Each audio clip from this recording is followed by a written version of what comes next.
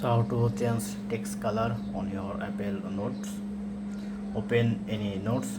Suppose you want to change this area, tap and hold, then mark the area, then press on this icon, then you can see the double A, select. Now if you want to customize your color, then you can do it from here.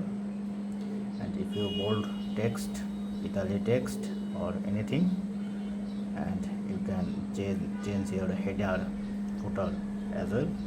I am using the latest iOS 18.1. Make sure your phone is updated with latest iOS 18 or 18 later, then you can access this feature. Just double A and mark. So that's it. Don't forget to thumbs up and have a good day.